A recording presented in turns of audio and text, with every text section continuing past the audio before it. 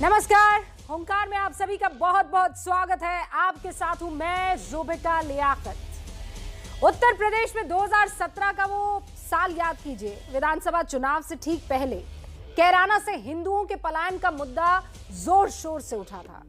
कैराना से बीजेपी के तत्कालीन सांसद हुकुम सिंह ने 300 से ज्यादा हिंदुओं के पलायन का आरोप लगाया था, याद कीजिए।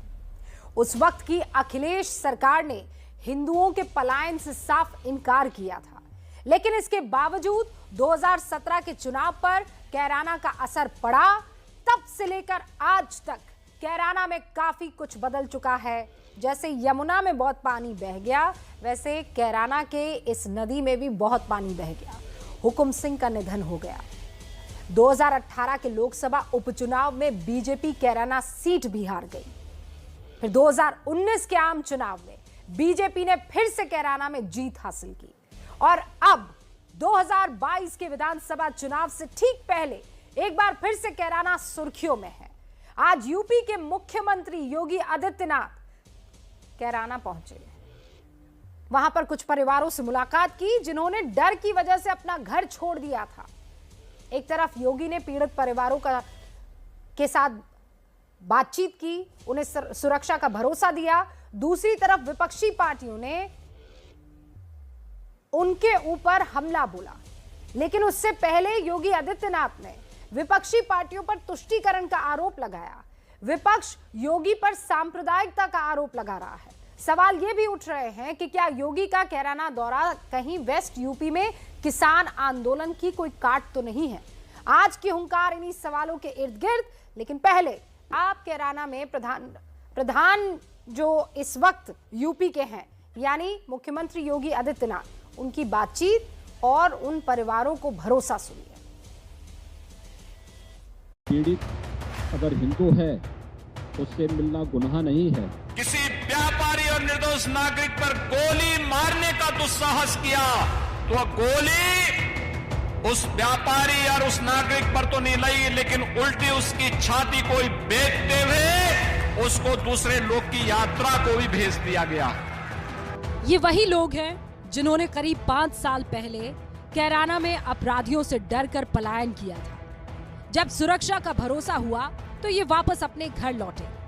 इनके दर्द पर मरहम लगाने के लिए आज खुद मुख्यमंत्री योगी आदित्यनाथ कैराना पहुंचे।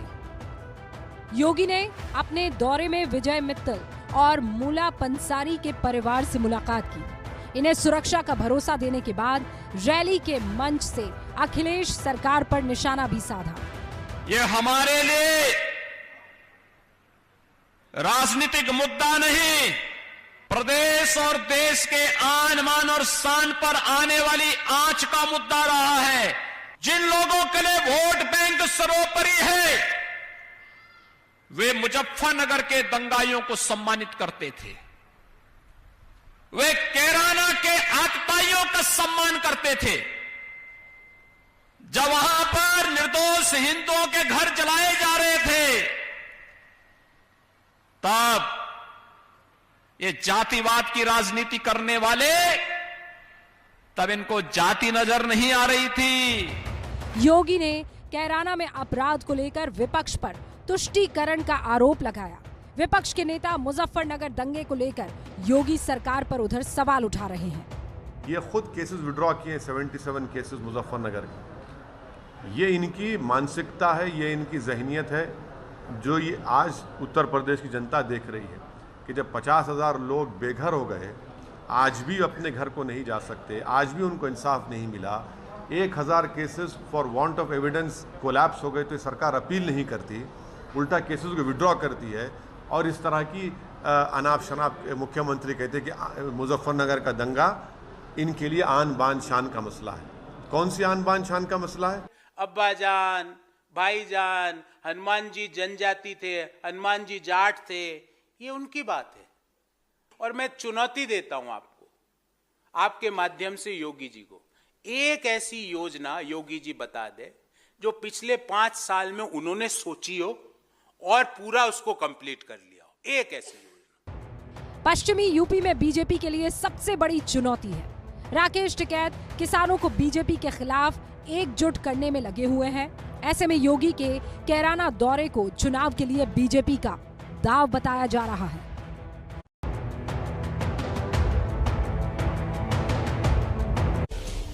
और इस पर हुंकार भरने के लिए अभिज्ञान प्रकाश नेशनल अफेयर्स एक्सपर्ट हमारे साथ जुड़ चुके हैं। संगीत रागी साहब प्रोफेसर है, दिल्ली यूनिवर्सिटी के हमारे साथ जुड़ चुके हैं। शांतनु गुप्ता राजनीतिक विश्लेषक के तौर पर जुड़ चुके हैं। शादाब चौहान प्रवक्ता हैं पीस पार्टी के। ऋषि मिश्रा राजनीतिक विश्लेषक के तौर पर हमारे साथ जुड़ चुके हैं। आप सभी का बहुत बहुत स्वागत है। सबसे पहले हमारे साथ शांतनु गुप्ता जो जुड़े हैं उनसे मैं शुरुआत करना चाहूंगी। शांतनु, आज के दिन को आप कैसे देख रहे हैं? मुख्यमंत्री योगी आदित्यनाथ के कैराना दौरे को आप कैसे देख रहे हैं? मैं रूबिका इसको इस तरह से देख रहा हूं, जो हुकुम सिंह जी ने मुहिम शुरू करी थी उसका एक तरह से क्लोजर हो रहा है। और मैं आप ही के अखबार में, आपके ऑनलाइन जो पोर्टल है एबीपी का, उसमें 2016 की खबर पढ़ रहा हूं कि किस तरह से जब हुकुम सिंह जी ने बात कही कि 250-300 से ज्यादा परिवार का पलायन हो गया है, उसके बाद एनएचआरसी की टीम गई, नेशनल ह्यूमन राइट्स कमीशन की टीम गई, उन्होंने रिपोर्ट मांगी। उन्होंने भी पुष्टि करी कि जो हुकुम सिंह जी कह रहे हैं वो सही है। और आपकी रिपोर्ट में, एबीपी की रिपोर्ट में लिखा है कि किस समय कश्यप जाति की एक महिला का गैंगरेप हुआ, पुलिस ने, अखिलेश की पुलिस ने कोई एक्शन नहीं लिया। किस तरह शंकर और राजू नाम के 2 बिजनेसमैन को गोली से मार दिया गया मुस्लिम युवकों द्वारा, पुलिस ने कोई एक्शन नहीं लिया। किस तरह इस पूरे पेट्रोल पंप को कब्जा कर लिया गया, पुलिस ने कोई एक्शन नहीं लिया। आपकी रिपोर्ट में लिखा है और आज एक तरह से उसका क्लोजर है।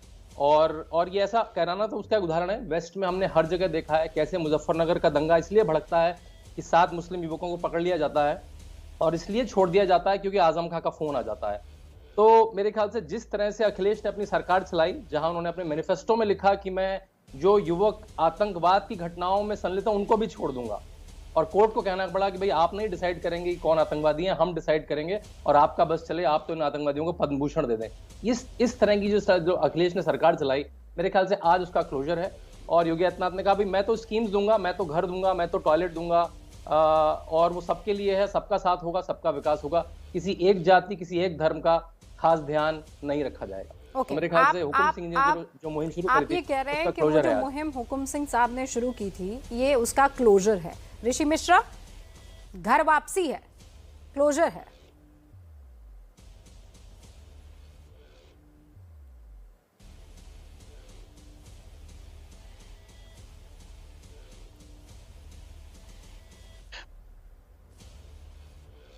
बिल्कुल, देखिए उस समय जो घटना हुई थी रूबिका जी, यदि आप देखें तो तत्कालीन सरकार की भी निंदा होनी चाहिए कि ऐसी परिस्थिति क्यों डेवलप हुआ।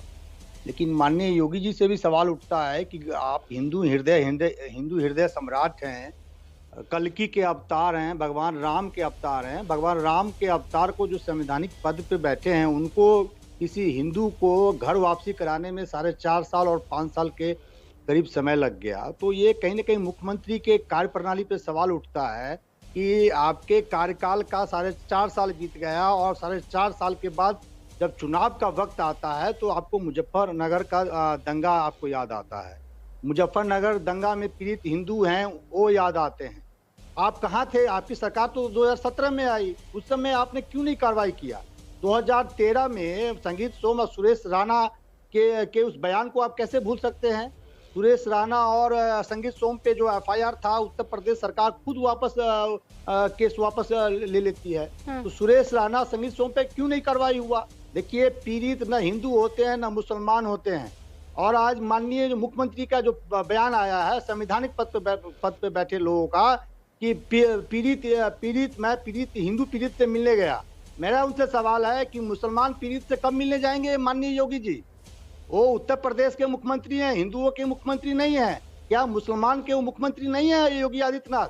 योगी आदित्यनाथ कुलदीप सेंगर को बचाने के लिए एड़ी चोटी लगा देते हैं। उस हमारी बहन से मिलने योगी आदित्यनाथ कब जाएंगे? मैं उनसे पूछना चाहता हूं, उनके एक तत्कालीन गृह मंत्री ने हमारी बहन के साथ क्या किया था? उस बहन से माननीय योगी आदित्यनाथ कब मिलने जाएंगे? तो संवैधानिक पद पे बैठे लोगों को पीड़ित में हिंदू और मुसलमान दिखता है। इससे दुर्भाग्य इस हिंदुस्तान में उत्तर प्रदेश की जनता के लिए क्या हो सकता है रूबिका जी? मैं आप जैसे मुर्दन पत्रकार से कम से कम ये आशा करता हूं कि ऐसे मुख्यमंत्री जो संवैधानिक पद पर बैठे हैं, पीड़ित को हिंदू और मुसलमान के चश्मे से देखते हैं, उसकी घोर निंदा एबीपी वो तो आपने पेंट कर दिया ना। वो ये कह रहे हैं कि अगर पीड़ित हिंदू है तो क्या मैं उनसे मिलने ना जाऊं? बयान सुना है आपने? अगर पीड़ित हिंदू है तो क्या उनसे मिलना गुनाह है? उन्होंने ये थोड़ी कहा कि हिंदू पीड़ित से मिलना, वो कह रहे हैं पीड़ित कोई भी हो सकता है, अगर वो हिंदू है और उससे मैं मिल लूं तो गुनाह हो जाए।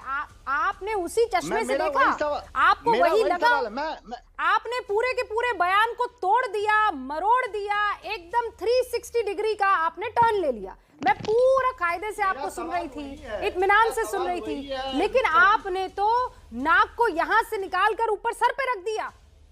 आप कह रहे हैं कि वो ये कह रहे हैं कि हिंदू पीड़ितों से मिलना गुनाह है। अरे वो कह रहे हैं अगर पीड़ित हिंदू है और अगर मैं उनसे मिल रहा हूं तो गुनाह है क्या? आपने कर दिया इसका हिंदू मुसलमान। संगीत रागी साहब मुबारक हो भाई, आ गए। रूबिका देखिए ऋषि जी रुक जाइए। जब राहु देखिए जब राहु विद्या का ग्रास कर ले तो यही सब होता है। ऋषि जी का कोई दोष नहीं है। ऋषि जी थोड़ा मैं अपनी बात कह लूं। ऋषि जी देखिए, कैराना एक कस्बा नहीं है। कैराना और मेवात कोई एक जगह का नाम नहीं है। कैराना और मेवात एक प्रक्रिया है जो एक मुस्लिम बहुल समाज के अंदर माइनॉरिटी के साथ घटित होता है। और मुझे लगता है कि योगी आदित्यनाथ या अमित शाह जी ने बार बार ये एक ढंग से इशारा किया है कि उत्तर प्रदेश के हिंदुओं, यदि तुमने भारतीय जनता पार्टी को वोट नहीं किया तो आने वाले दिनों में तुम्हें कैराना देखने को मिलेगा, ज्यादा कैराना देखने को मिलेगा, ज्यादा मेवात देखने को मिलेगा। और वही हालत होगी जो मुजफ्फरनगर के अंदर किया गया था। अभी एक बंधु कह रहे थे कि हिंदू पीड़ित और मुस्लिम पीड़ित की बात। आपको याद है नवंबर 2013 में सुप्रीम कोर्ट का क्या जजमेंट टिप्पणी आई थी अखिलेश के लिए? रूबिका जी, अखिलेश यादव जी की सरकार के लिए सुप्रीम कोर्ट का जजमेंट आया था कि भाई पीड़ित हिंदू भी हैं, पीड़ित मुस्लिम भी हैं। जब आप उनके लिए कंपेंसेशन की बात करते हैं तो आप 5 लाख कंपेंसेशन सिर्फ मुसलमानों को देने के लिए क्यों बात करते हैं? आपको हिंदुओं के बारे में भी सोचना चाहिए था। वो भी विक्टिम हुए हैं, उनको भी माइग्रेट करके भागना पड़ा था। तो ये बात मुझे ऐसा लगता है कि कैराना एक प्रकार का मैसेज है कैराना से कि यदि ये कैराना जैसी घटनाएं, मुजफ्फरनगर जैसी घटनाएं इस प्रदेश के अंदर आने वाले दिनों में और भी घटित होंगी। समाजवादी पार्टी का शासन आएगा तो आप ये मान लीजिए कि वहां पर तालिबान की सुरक्षा देने वाले आरएसएस विचारक जो है ब्रह्मा जी भी बन जाते हैं, भविष्यकर्ता भी बन जाते हैं। भविष्य में क्या होगा वो भी आप समझ लेते हैं। तालिबान के समर्थकों का आप अड्डा बनाने आने वाले दिनों में क्या आने वाले दिनों में ऐसा उत्तर प्रदेश चाहते हैं जहां पे रेडिकल इस्लामिस्ट, हल्का सा इशारा आपकी तरफ भी है। संगीत रागी जो है कह रहे हैं ये मैसेजिंग है, स्ट्रॉन्ग मैसेजिंग। रूबिका जी, ये बहुत ही दुर्भाग्य की बात है कि लोकतांत्रिक प्रदेश में जहां जनता ने एक मुख्यमंत्री चुना था, कोई एक धर्म का बाबा नहीं चुना था, लेकिन वो कहते हैं क्या हिंदू पीड़ितों से मिलना अपराध है? मेरे भाई बताइए, क्या उत्तर प्रदेश में मुसलमानों के साथ अत्याचार नहीं हुआ? सिखों के साथ नहीं हुआ? आप कितनों के घर गए हैं? क्या उन सिखों के घर गए जो अभी इनके होम मिनिस्टर के बेटे ने किया? लेकिन नहीं करेंगे। अभी रागी जी ने रेडिकल इस्लामिक टेररिज्म की बात कर दी, ये तालिबान की बात कर रहे हैं। ये प्रतीत होता है कि 2022 का चुनाव अपनी नाकामी छुपाकर योगी आदित्यनाथ एक दंगों के आरोपी को साथ में लेकर बैठे हैं। सुरेश राणा नहीं है क्या दंगों के आरोपी? सारे दंगों के आरोपियों से मुकदमे वापस लिए और मुसलमानों को गाली देकर, मुसलमानों के नाम पर हिंदुओं को डराकर चुनाव लड़ने का प्रयास है। और ये चुनाव हारने जा रहे हैं अगर नफरत की लड़ाई ना लड़ें। और ये याद रख लीजिए, इस देश के अंदर, इस उत्तर प्रदेश का किसान, युवा, नौजवान ये जान चुका है कि योगी आदित्यनाथ आपराधिक मानसिकता के व्यक्ति हैं जो दंगों के आरोपी रह चुके हैं और पश्चिम उत्तर प्रदेश को जलाने का षड्यंत्र है 2013 दंगों की तरह। लेकिन पश्चिम यूपी के लोग दोबारा गलती नहीं करेंगे और मुसलमान इस देश का नागरिक है, सेकंड क्लास सिटीजन नहीं है। नहीं तो उत्तर प्रदेश से कितने मुसलमानों को ये हिंदू बाबा ने निकाल दिया, मुझे ये बताना, मुख्यमंत्री बनते हुए कितनों को यहाँ पड़ोस के दिल्ली में भेज दिया या राजस्थान भेज दिया। और ये जो ये हिंदू बाबा भगवा चोला पहनकर बैठा हुआ है जिनको आप कह रहे हैं मुख्यमंत्री योगी आदित्यनाथ को, कितनों को घर से बेदखल कर दिया, कितने मुसलमानों की नौकरी ये मुख्यमंत्री योगी आदित्यनाथ खा गए, कितनों को इन्होंने टॉयलेट जो बनना था वो मुसलमानों को नहीं बनवाया, और वो जो मुसलमानों के मोहल्लों से जा रही सड़क है उस पर पाबंदी लगा दी। इस हिंदू बाबा ने जो अभी मुख्यमंत्री बना उत्तर प्रदेश का, मुझे गिनवाइए, मैं जानना चाहती हूँ। बिल्कुल बिल्कुल रूबिका, आपका बहुत अच्छा सवाल कि क्या बताइए उत्तर प्रदेश के अंदर सीए प्रोटेस्ट के जरिए मुसलमानों को नहीं मारा गया? क्या बताइए कि मुसलमानों के इलाकों में स्कूल कितने खोले गए? क्या बताइए कि एनकाउंटर्स कितने किए गए? फेक एनकाउंटर्स किए गए, फेक वैक्सीनेशन प्रोग्राम चलाए गए। और छोड़िए मैम, ये भी चाहती हैं आपकी मुझे निकाल दिया जाए यूपी से? आप चाहती हैं कि मुसलमानों को यूपी से निकाल दिया जाए? मैं आपसे ये पूछ रही हूँ कि आप ये कह रहे हैं ना कि ये चोला पहनकर जो हिंदू बाबा बैठा है मुख्यमंत्री बनके, ये मुसलमानों को गालियां देता है, ये मुसलमानों को डराता है, तो मैं ये जानना चाहती हूँ उत्तर प्रदेश में एक मुसलमान युवक या युवती या बच्चा या बुजुर्ग बता दीजिए जिसको ये भगवा चोला पहने मुख्यमंत्री बने हिंदू बाबा ने निकाल दिया हो या टॉर्चर किया हो सिर्फ इसलिए क्योंकि वो मुसलमान है, या उसे किसी भी सरकारी स्कीम से बेदखल किया हो, या किसी मोहल्ले में इस भगवा चोले पहने हिंदू मुख्यमंत्री ने वहां सड़क बनाने से इनकार कर दिया हो? मुझे एक नाम बता दीजिए। बिल्कुल, इस नफरत के वाले मुख्यमंत्री ने 27 नाम मुसलमान मोहल्ले का नाम बताइए। नहीं, आप सुनना नहीं, जब मैडम आप सुनेंगी नहीं। इस हिंदू मुख्यमंत्री ने कितनी दफा टॉर्चर किया, मुझे वो अंक बता दीजिए। हाँ बता रहा हूँ मैडम, सुन तो लीजिए। अब सुन लीजिए, 27 लोगों को शहीद किया, और जब सीए प्रोटेस्टर्स के नाम पर उनकी संपत्तियां कुर्क हुई, लेकिन गृह मंत्री के बेटे की संपत्ति कुर्क नहीं हुई। हाथरस के जो आरोपी हैं उनकी संपत्ति कुर्क नहीं हुई। मुसलमानों को फेक एनकाउंटर्स में नहीं मारा गया, पिछड़ों और दलितों को नहीं मारा गया। लेकिन प्रॉब्लम में मारे जाने वाले जो अपराधी हैं, आप ये कह रहे हैं जो आरोपी हैं वो सारे के सारे नहीं, सब छूट मिल जानी चाहिए। मुसलमान हैं तो फिर कैराना में घर जलाने की छूट मिल जानी चाहिए। मुसलमान है तो गैंगस्टर बनने की छूट मिल जानी चाहिए। मुसलमान है तो इलीगल काम करने की छूट मिल जानी चाहिए। ये क्या बात हो रही है भाई? क्या उसको छूट क्यों है? छूट क्यों है? बीजेपी में है, बीजेपी का एमपी है, सांसद है,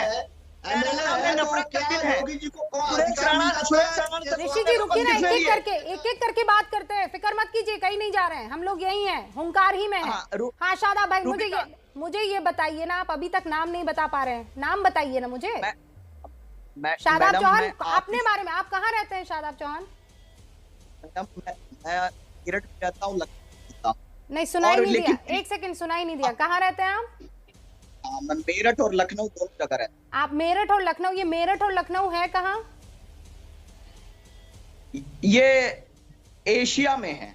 नहीं एशिया में है, पर ये वही तो नहीं है जहाँ का ये भगवा चोला पहने हिंदू मुख्यमंत्री है, उत्तर प्रदेश का है ना ये मेरठ और लखनऊ, ये वही आते हैं ना।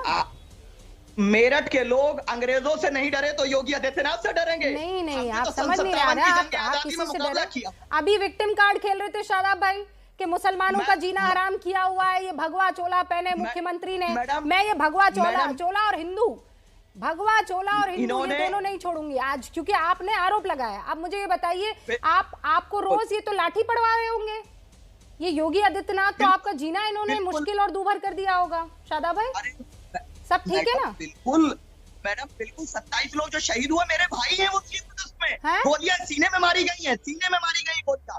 कहाँ? सीने में मारना गोली अलाउड है क्या? मुझे बताइए। आपके सीने में गोली मारी? किसने मारी? मैडम, सीए प्रोटेस्ट के दौरान मेरे भाइयों को मारा गया है, क्या आप उस पर नहीं सुनना चाहेंगे? सीए प्रोटेस्ट क्यों कर रहे थे शादाब चौहान आप, कि मुसलमानों को देश से बाहर निकाल दिया जाएगा? आप मुझे या तो उत्तर प्रदेश का एक नाम बता दीजिए मुसलमान का जिसे धक्का देकर बाहर निकाला गया हो, और सीए की वजह से कितना टाइम हो गया? सीए को कितना टाइम हो गया? आप लोग क्यों प्रोटेस्ट कर रहे थे सीए कि मुसलमानों को ये लोग बेदखल कर देंगे हिंदुस्तान से? शादाब चौहान, मुख्यमंत्री ने आपके यहाँ पर नोटिस भेजा, इस हिंदू मुख्यमंत्री ने आपके यहाँ नोटिस भेजा कि सीए जो है अब उसकी वजह से तुमको जाना पड़ेगा पाकिस्तान। अब ये भी कमी रह गई कि वो पाकिस्तान भेजेंगे, हमने मर जाएंगे नहीं जाएंगे। ओ प्रिय क्रांतिकारी शादाब चौहान, या तो विक्टिम कार्ड खेल लो या क्रांतिकारी कार्ड खेल लो, दोनों में से एक कार्ड चुनो, दो कार्ड नहीं चलेंगे। ये चाहती हैं, आप एक ये तरफ कह चाहती रहे हो हैं मैं डरा कि हुआ मुसलमानों को मुसलमान, निकाल दिया इस जाए। हिंदू मुख्यमंत्री ने हमारा मुसलमानों को जीना यूपी से दूभर किया निकलवाना हुआ चाहती है, है। इस हिंदू मुख्यमंत्री को यूपी सिर्फ से और सिर्फ निकलवाना मुसलमान चाहती है। दिखते हैं, ये फेक एनकाउंटर करवाता है। तो शादाब चौहान फिर आप मेरठ और लखनऊ में रह कैसे पा रहे हैं, मैं ये नहीं समझ पा रही हूँ। शांतनु, आपको दुख इस बात का है कि मुझे दुख नहीं है, मैं तो सच्चाई जानना चाह रही हूँ। मैं कह रही हूँ ये हिंदू मुख्यमंत्री मुसलमानों का जीना अगर दूभर कर चुका है तो उत्तर प्रदेश में तमाम मुसलमान है कैसे? ये दिल्ली कैसे नहीं पलायन करके पहुंचे? ये राजस्थान क्यों नहीं पहुंचे पलायन करके? ये हरियाणा क्यों नहीं पहुंचे पलायन करके? ये छत्तीसगढ़ क्यों नहीं गए पलायन करके? शांतनु गुप्ता, हम पलायन नहीं संघर्ष करके भूमिका लिया। ओहो, क्रांतिकारी शादाब चौहान संघर्ष करेंगे। फिर कह रही हूँ दोनों कार्ड नहीं चलेंगे, या तो क्रांतिकारी कार्ड चुनिए या फिर विक्टिम कार्ड चुनिए। शांतनु गुप्ता, जो गलत होगा उसको गलत बोला जाएगा, आपराधिक भाषा बोलिए। शादाब भाई आप सुन लीजिए, मैं आपकी बात का जवाब दूंगा। शादाब भाई ने कहा कि एनकाउंटर हुए, मुसलमानों के एनकाउंटर हुए। हमने देखा विकास दुबे का भी एनकाउंटर हुआ और बड़े बड़े कुख्यात जो माफिया थे वो भी जेल में गए। जो 150 से ज्यादा उत्तर प्रदेश में जो एनकाउंटर हुए हैं रूबिका, उनकी सबकी न्यायिक जांच हुई है। एक में भी, मैं कह रहा हूं एक में भी न्यायिक जांच में उत्तर प्रदेश पुलिस पे छोटा सा भी इल्जाम नहीं लगा। तो सबकी न्यायिक जांच हो चुकी है। देखिए बैठे बैठे कुछ भी चैनल पे बोल देना, अगर आपके पास है तो पीस पार्टी से एक वकील हायर करिए और बताइए कौन सा एक एनकाउंटर था जो गलत था। जब शादाब भाई आप दिल्ली से मेरठ पहुंचते हैं, पहले 4 घंटे लगते थे, अब 1.5 घंटे में पहुंचते हैं। तो क्या रास्ता हिंदू और मुसलमानों के लिए अलग है? जो अब आप दिल्ली से मेरठ पहुंचने में 1.5 घंटे में पहुंच जाते हैं, जो टॉयलेट मिल रहे हैं, जो पीएम आवास के मकान मिल रहे हैं, जो गैस मिल रही है, वो क्या मुसलमानों हिंदू देख के मिल रही है? अब ग्रामर बदल चुकी है। 2014 के बाद ग्रामर बदल चुकी है। कोई नहीं सुन रहा है ये। हिंदू मुसलमान आपकी ग्रामर बदल चुकी है। क्यों कर रहा है आपके मुख्यमंत्री? क्यों कर रहा है योगी आदित्यनाथ? क्यों कर रहा है? विक्टिम कार्ड नहीं खेल पाएंगे आप। अब ये विक्टिम कार्ड नहीं खेल पाएंगे आप। एक के एनकाउंटर की न्यायिक जांच में उत्तर प्रदेश पुलिस पे एक भी इल्जाम नहीं। एक एक करके एक सेकंड। ऋषि मिश्रा भी शायद शांतनु गुप्ता आपसे कुछ कहना चाह रहे हैं, लेकिन उससे पहले अभिज्ञान। एक सेकंड ऋषि भाई, एक सेकंड। अभिज्ञान, मैं संगीत रागी जी को सुन रहा था और उन्होंने बड़ी ईमानदारी की एक बात रखी। और उत्तर प्रदेश की सियासत का अगर आप इतिहास देखिए, मैंने पहले भी हम लोगों ने इस प्रोग्राम में जिक्र किया था कि इस तरह की घटनाएं, इस तरह के बयान, ये जैसे जैसे इलेक्शन और पोलराइज होगा ये और देखने को नजर आएंगी। संगीत रागी ने एक बहुत इंपॉर्टेंट पॉइंट रखा और बड़ा ईमानदारी के साथ रखा कि ये योगी आदित्यनाथ और अमित शाह का कहीं ना कहीं इशारा है कि अगर आप बीजेपी को वोट नहीं देंगे, अगर आप, I repeat his words only, उनके शब्द थे कि अगर आप बीजेपी को वोट नहीं देंगे तो कैराना जैसी घटनाएं और हो सकती हैं अगर आप किसी और सरकार को लाते हैं। प्रमुखता यहां पर जो प्रिंसिपल कंपटीशन है बीजेपी से इस वक्त, वो अखिलेश यादव का नजर आ रहा है। इसीलिए कैराना का जब भी जिक्र होगा तो अखिलेश यादव की सरकार की क्रिटिकलिटी का, उनकी आलोचनाओं का उस समय का भी जिक्र होगा, जिसमें सुप्रीम कोर्ट के अपनी टिप्पणियां भी हैं। तो मेरे अपने नजरिए से इस तरह की विजिट्स, इस तरह के बयान कि कोई नेता जिन्ना का जिक्र करे एकदम से, ये सब यहां से और इंटेंसिफाई होगा, मेरे हिसाब से कम नहीं होने वाला है। यह है मेरा पॉइंट। ओके, संगीत रागी साहब अब इसका जवाब दीजिएगा। अभिज्ञान जो कह रहे हैं, अगर मैं उसको एकदम 2 टूक शब्दों में रखूं तो वो ये है कि आपने हिंदुओं के अंदर कॉन्फिडेंस भरने की कोशिश की और मुसलमानों को डराने की कोशिश की कि अगर हिंदुओं ने वोट नहीं किया, दूसरी तरफ आप कहते हैं सबका साथ, सबका विकास, सबका विश्वास, तो फिर हिंदुओं को ही मैसेज क्यों? ये मैसेज तो फिर पूरे उत्तर प्रदेश के रहने वाले लोगों को होना चाहिए था। उसमें शादाब चौहान भी आ गए और उसमें कोई मोहम्मद उस्मान भी आ गया और कोई खदीजा बेगम भी आ गई कि आप भी वोट कीजिए ताकि लॉ एंड ऑर्डर बना रहेगा। लेकिन यहाँ तो क्लियरली हिंदू मुस्लिम हो गया है। रागी साहब जवाब इसका। और उसके बाद से लेकर अब तक, शुरुआत में शांतनु गुप्ता जो राजनीतिक विश्लेषक यहाँ बैठे हैं वो ये कह रहे हैं कि मुझे आज की तारीख क्लोजर के तौर पर दिख रही है, लेकिन संगीत रागी साहब ब्रेक से पहले ये कह रहे थे कि ये कंप्लीट मैसेजिंग है अमित शाह और योगी आदित्यनाथ की तरफ से कि हिंदुओं संभल जाओ, हमें वोट करो, वरना कैराना और मुजफ्फरनगर जो है वो लगातार होते रहेंगे। अब मुझे ये बताइए, सबका साथ, सबका विश्वास, सबका विकास कहाँ गया? संगीत रागी सिर्फ हिंदुओं को मैसेजिंग है, तो फिर मुसलमान सिख ईसाई कहाँ जाएंगे? देखिए मुझे लगता है कि थोड़ा सा इसको संदर्भ में देखने की जरूरत है। यदि अखिलेश यादव खुले मन से जिन्ना की तारीफ करने के लिए और उनको सरदार पटेल और गांधी और जवाहरलाल नेहरू के समकक्ष खड़ा करते हैं, यदि उत्तर प्रदेश के अंदर समाजवादी पार्टी का एक सांसद खुलेआम तालिबान के समर्थन में आकर के नारे लगा सकता है, उसकी तारीफ कर रहा हो, तो ये ऐसा क्यों होता है? ऐसा इसलिए हो रहा है क्योंकि उत्तर प्रदेश के अंदर एक ऐसी बड़ी मुस्लिम आबादी खड़ी हो गई है आज़ादी के पश्चात, जो आज़ादी के पहले के विमर्श को फिर से पुनः दोबारा खड़ा कर रही है। और उत्तर प्रदेश के अंदर जो है वो समाजवादी पार्टी उनके समर्थन में इसलिए बोल पा रही है क्योंकि उनको लगता है कि जितना हम इस्लामिक रेडिकलिज्म के साथ खड़े होंगे, मुसलमान हमारे समर्थन में खड़ा हो जाएगा। और यही कारण है कि उन्होंने इस चीज को इन प्रकार की प्रवृत्तियों को 70 साल के अंदर पाला पोसा और उसको नर्चर किया गया।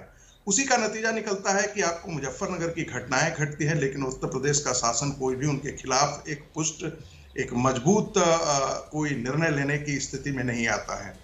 तो मैसेजिंग बहुत साफ है कि जो रेडिकल इस्लाम है उसकी प्रवृत्तियां इसलिए बढ़ेंगी आने वाले दिनों में, कैराना घटित होगा। ये मैं एक सामान्य जैसे H2 + O2 = H2O होता है, मैं सिर्फ एक केमिकल एक समीकरण बता रहा हूं। यदि मुस्लिम गोलबंद होता है तो हिंदू गोलबंद नहीं होगा। आप इसे मना नहीं करेंगे जब तक आप मैं गोलबंदी पर जा ही नहीं रही हूँ। आप कह रहे हो रेडिकल इस्लाम के नाम पर अपनी दुकानें चलाने वाले या तो आप सिर्फ उन्हीं को देखें या बाकी एक आम मुसलमान जिनको आप ये मैसेज देने की कोशिश करते हैं कि ये सरकार सबके लिए है, सबका साथ सबका विकास होगा, लेकिन अगर कुछ गलत हो रहा है तो उसमें ना हिंदू देखा जाएगा ना मुसलमान देखा जाएगा। लेकिन आपकी बातों से ऐसा लग रहा है प्रोफेसर रागी कि आप ये मान कर चल रहे हैं कि उत्तर प्रदेश में जितना भी मुसलमान वहां पर अभी मौजूद है वो सब रेडिकल इस्लाम की सोच के साथ चल रहे हैं आगे। रूबिका जी देखिए, मेरे मानने से देखिए रूबिका जी, ना मेरे मानने से और ना आपके मानने से, मैं तो एक सिर्फ विश्लेषण कर रहा हूं। आखिर क्या ऐसी जरूरत आ गई थी अखिलेश यादव के लिए, क्या ऐसी जरूरत आ गई थी कांग्रेस पार्टियों के लिए कि जो कि वो समर्थन में उनके खड़े होते हैं? नहीं, आप अगर पार्टियों पर आरोप लगा रहे हैं तो बात समझ में आती है, लेकिन रेडिकल इस्लाम के नाम पर आप कह रहे हैं उत्तर प्रदेश में मेजॉरिटी मुसलमान जो है वो उस दिशा में जा रहा है। तो मैं ये जानना चाहती हूँ कि कौन सी रिसर्च आपको ये बता रही है कि मेजॉरिटी ऑफ मुसलमान जो है वो उसकी तरफ जा रहा है, उस दिशा में जा रहा है, उल्टी दिशा में जा रहा है? या तो आपका विश्लेषण सही है या सरकार की सोच सही है, दोनों में से एक ही चीज सही होगी, दोनों चीजें सही नहीं हो सकती है। देखिए मैं सही और गलत का आकलन नहीं कर सकता, मैं तो एक विश्लेषण कर रहा हूं। भाई आप हिंदू और मुसलमानों का आकलन कर सकते हैं तो सही गलत का क्यों नहीं कर सकते? आप मुझे बस ये बताइए ना कि मेजॉरिटी ऑफ मुसलमान जो है वो रेडिकल इस्लाम के तहत दूसरी दिशा, उल्टी दिशा में जा रहा है, आप ये कहना चाह रहे हैं? देखिए ठीक है, मैं इसका एक उत्तर दे देता हूं। मुझे ऐसा लगता है कि जो मुस्लिम समाज बातों पर सड़कों पर उतरा, यदि तालिबान के खिलाफ यदि मुस्लिम समाज कोई भी धर्म गुरु यदि सड़कों पर नहीं उतर करके आता है तो इसका मायने ये है कि कहीं ना कहीं उनको स्वीकारोक्ति है। आप एक प्रॉफिट का एक कार्टून छप जाता है और आप साहब सड़कों पर उतर आते हैं। एक किसी अखलाक की हत्या हो जाती है, आप सड़कों पर उतर आते हैं। टर्की में कुछ घटना घटती है, आप यहां सड़कों पर उतर जाते हैं। और बगल में अफगानिस्तान में इतनी सारी घटनाएं घट जाती हैं और आप उसका आप जश्न मनाते हैं या मौन रूप से आप उसका समर्थन करते हैं। अरे वो जश्न मनाने वाले मुट्ठी भर लोग हैं ना, तो उन मुट्ठी भर लोगों का पूरा आरोप जो है आप बाकी मेजॉरिटी ऑफ मुसलमानों पर कैसे दे देंगे? बताइए ना मुझे, ये कहां से ड्रॉ कर रहे हैं आप कंक्लूजन? मुसलमानों का वोटिंग बिहेवियर अपने आप में बहुत बड़ा प्रमाण है। ये किसी को तो कल को अगर वो बीजेपी को वोट करने लग जाएगा तो गंगा नहा लेगा, आप ये कह रहे हैं? मैं आपसे पूछ रहा हूं कि आपको कैसे पता है कि ये मुट्ठी भर ही मुसलमान है? शाहीन बाग के लिए क्या मुट्ठी भर सड़कों पर आकर के खड़े थे? हाँ, मुट्ठी भर थे, बाकी लोग जो थे वो चुप बैठे हुए थे, मुट्ठी भर ही थे, मुट्ठी भर ही थे। अरे क्या बात करती है? एक सड़क को रोक दिया था, पूरी दिल्ली को जाम नहीं कर दिया था। संगीत रागी साहब विश्लेषक हैं तो थोड़े स्ट्रॉन्ग विश्लेषक बनिए ना। मुट्ठी भर लोग जो वहां सीए का प्रदर्शन कर रहे थे वो मेजॉरिटी ऑफ मुसलमान नहीं थे हिंदुस्तान के। रूबिका जी 5,000 या 10,000 लोग वहां सीए का विरोध प्रदर्शन करने के लिए उतर रहे हैं, तो आप जानते हैं हिंदुस्तान की आबादी कितनी है? 14 करोड़ मुसलमान हैं। 5,000 वहां सीए के प्रदर्शन के लिए निकले तो कितने हुए?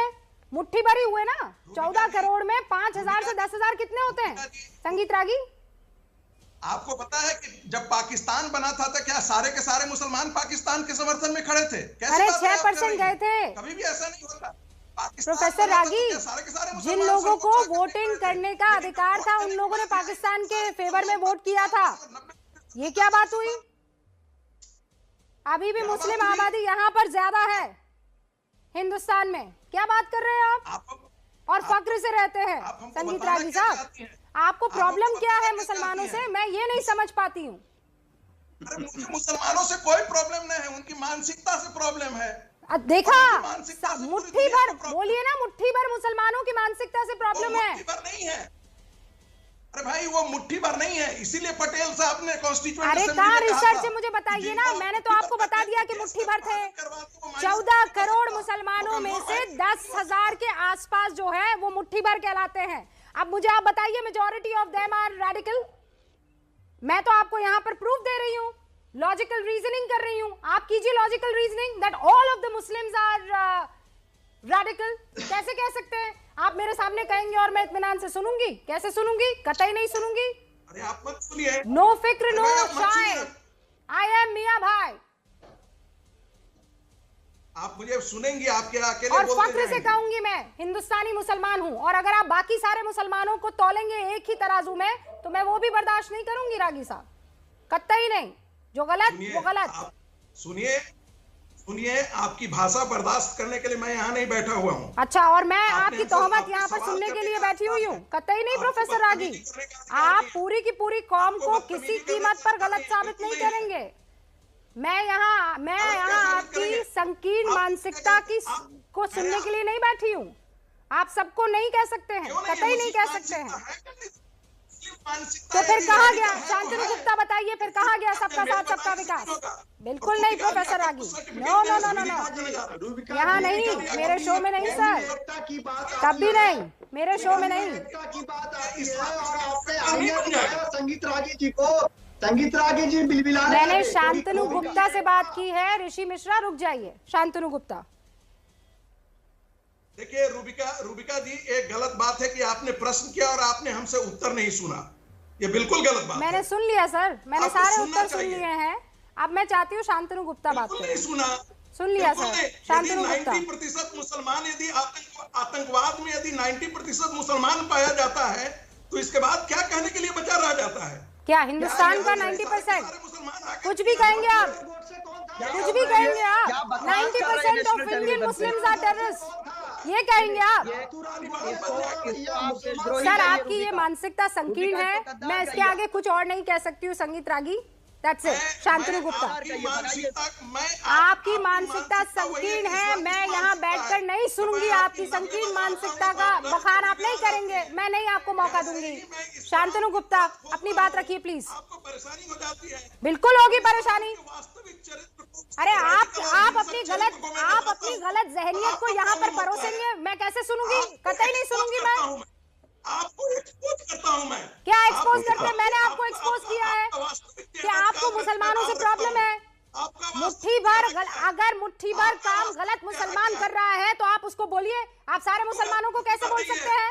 देश का मुट्ठी भर मुसलमान नहीं है तो बिल्कुल मुट्ठी भर है। मुझे रिसर्च दीजिए, मुझे research. Don't try to preach me and you don't try to preach मी।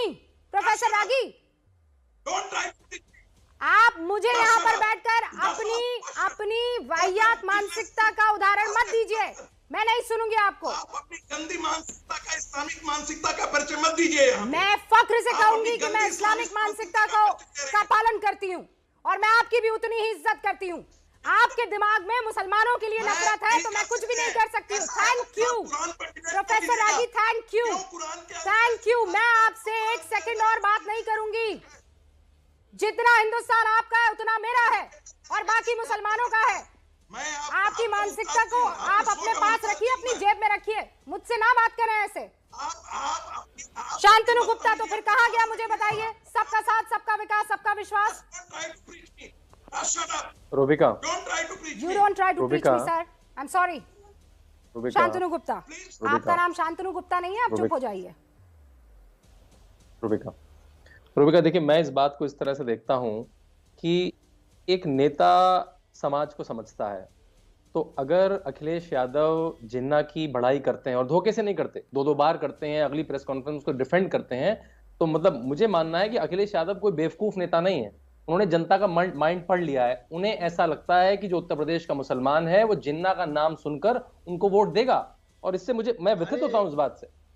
अगर अखिलेश यादव जो एक समझदार नेता है, उनको ऐसा लगता है कि अगर मैं मुख्तार अंसारी के पास फीवर पूछूंगा और मुख्तार अंसारी के पास कि क्या ये मान लेना कि majority of Indian Muslim is radical, क्या इस सोच के साथ वोट मिल जाएगा?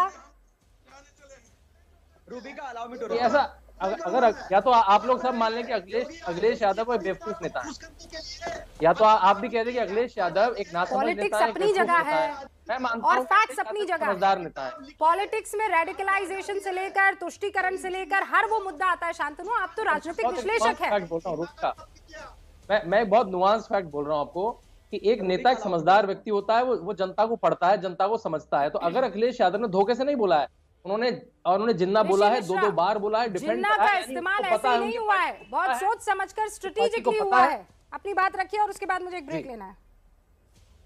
देखिए रूबिका जी, मेरा ये कहना है, शांतनु गुप्ता जी, योगी आदित्यनाथ को खुश करने के लिए किताब लिखिए, आप कई किताब लिख दीजिए, कई किताब लिखिए, आ जाती है, लेकिन जिन्ना भारतीय मुसलमान को जिन्ना से जोड़ना, ये ऐसी हिमाकत मत कीजिए। तो शांतनु गुप्ता जी, हिंदुस्तान का मुसलमान, अखिलेश यादव ने करी, मैंने नहीं करी वो हिमाकत। हिंदुस्तान वो हिमाकत मैंने नहीं करी, वो हिमाकत अखिलेश यादव ने करी, दो बार करी, 3 बार करी, उसको डिफेंड करा। अखिलेश यादव तो आपको कह रहे हैं किताब पढ़िए जाके। अखिलेश यादव तो आपको कह रहे हैं किताबें पढ़िए जाके। अखिलेश यादव तो आपको कह रहे हैं किताबें पढ़िए जाके। ऋषि मिश्रा, आपने सवाल नहीं सुना है, आप सुनिए ना, सवाल सुनिए। शांतनु गुप्ता ये कह रहे हैं कि एक राजनीतिज्ञ पूर्व मुख्यमंत्री अपने शब्दों को बहुत चुन के जनता के सामने रखता है, और अगर उन शब्दों में जिन्ना एक शब्द आ रहा है जो बाकी दूसरे तमाम हमारे हीरोज के साथ खड़ा कर दिया जा रहा है, तो उसके पीछे की सोच क्या है? या तो कहिए कि जुबान फिसल गई, या कहिए कि सोची समझी रणनीति के तहत उन्होंने जिन्ना का नाम लिया। चुनना तो होगा ना सर, आप दोनों से नहीं किनारा कर सकते। मुख्यमंत्री योगी आदित्यनाथ आज पहुंचे थे उन परिवारों से मिलने के लिए जो दोबारा लौटे हैं 4.5 साल बाद। ये वो परिवार थे जो डर के माहौल में अपने घर बार को छोड़कर चले गए थे। ऋषि मिश्रा, अपनी बात रखिए और उसके बाद शादाब चौहान। देखिए, आपने जो संगीत रागी जी से सवाल किया, वो आपने जो उनको आईना दिखाया कि ऐसे लोगों को, संगीत रागी जैसे लोगों को कौमी एकता का जो अखंडता है वो बर्दाश्त नहीं होती। देखिए, बीजेपी पश्चिमी यूपी में किसान आंदोलन के बाद उपजे कौमी एकता से परेशान है, और मालूम है बीजेपी को यदि उत्तर प्रदेश चुनाव जीतना है तो पश्चिमी किसान आंदोलन है कि कौमी एकता है, पहले डिसाइड कीजिए। बिल्कुल कौमी एकता है। किसान आंदोलन के कारण हिंदू मुसलमान में जो खाई भाजपा और तत्कालीन समाजवादी पार्टी की सरकार के कारण जो कट गई थी, वो कौमी एकता। अरे आप इस पे मत बोलिए, पूरा डिबेट में आप ही बोलेंगे क्या? पूरा डिबेट में प्रोफेसर साहब आप ही बोलेंगे? पूरे डिबेट में आप हिंदू मुसलमान में खाई बांटने का काम करते हैं, आप खाई बांटने का काम करते हैं। कहाँ से, मुझे ये बताइए, एक सेकंड। संगीत रागी की किसी बात से मुझे या आपको या शादाब चौहान को या देश के किसी भी आदमी को अगर नापसंदगी है तो उस बात का जिक्र मैं कर चुकी हूँ। मैं इस बात पर लौटना चाहती हूँ। आप कह रहे हैं कि खाई हिंदू मुसलमान में डालते हैं, जिन्ना का जिक्र संगीत रागी ने किया, मैं उसी पे आ रहा हूँ। मैं योगी आदित्यनाथ ने किया, जिन्ना का जिक्र किसने किया? मैं उसी पे आ रहा हूँ। रुचिका जी, अखिलेश यादव जैसे परिपक्व नेता का इस प्रकार का बयान कहीं न कहीं अपने पैर पे कुल्हाड़ी मारने जैसा है और उसका राजनीतिक रूप से नुकसान होगा। एक पत्रकार और पॉलिटिकल एनालिस्ट के नाते मेरा पर्सनल ओपिनियन है कि जिन्ना को उत्तर प्रदेश के विधानसभा चुनाव के बीच में जिन्ना प्रकरण को लाना अखिलेश यादव का बड़ा भूल होगा। जितना मुखर आप संगीत रागी के बयान को लेकर हो रहे हैं, उतना मुखर आप अखिलेश यादव के उस बयान को लेकर क्यों नहीं हो रहे हैं? आप कह रहे हैं पैर पर कुल्हाड़ी मारने जैसा, और उसमें भी 4 फंबल कर रहे हैं आप। मैं आपके ये जो सेलेक्टिविज्म है ना, मुझे इससे परेशानी है, मुझे उससे परेशानी है, सेलेक्टिविज्म से परेशानी है। कैसे होगा? हिंदू मुसलमान अगर एकता चाहिए तो जो सच है, जो सही है, उसको आगे बढ़ाना होगा। ये हिंदू है इसलिए आगे बढ़ेगा और ये मुसलमान है इसलिए आगे बढ़ेगा। जब आप ये सेलेक्ट करने लग जाते हैं तो फिर हिंदुस्तान पीछे छूट जाता है सर, और वो हमें नहीं होने देना है। आजाद समाज पार्टी के राष्ट्रीय अध्यक्ष चंद्रशेखर ने कहा है कि आने वाले विधानसभा चुनाव में उनकी पार्टी सभी 403 सीटों पर चुनाव लड़ेगी। चंद्रशेखर ने यह भी कहा है कि उनका एक भी प्रत्याशी सवर्ण नहीं होगा, केवल SC, ST, OBC और अल्पसंख्यकों को ही उनकी पार्टी टिकट देगी। चंद्रशेखर ने यह भी कहा कि वो मुख्यमंत्री योगी आदित्यनाथ के खिलाफ चुनाव लड़ेंगे। आपके जो भी प्रत्याशी चुनाव मैदान में उतरेंगे उनमें से एक भी कैंडिडेट सवर्ण नहीं होगा, ऐसा क्यों? जिस विचारधारा की लड़ाई हम लड़ रहे हैं, बहुजन हिताय बहुजन सुखाय, माननीय काशीराम साहब ने वो आंदोलन बनाया था 15 बनाम 85 का। ये लड़ाई उनसे मेरी जाति लड़ाई नहीं है, राजनीतिक लड़ाई। कभी अगर अपर कास्ट के लोगों पे, सामान्य वर्ग के लोगों पे कोई परेशानी आएगी तो सबसे पहले चंद्रशेखर खड़े रहेंगे, मेरा वादा है आपके चैनल के माध्यम से। लेकिन मैं अब उनको राजनीतिक अधिकार दिलाना चाहता हूं जिनको हजारों सालों से नकारा गया।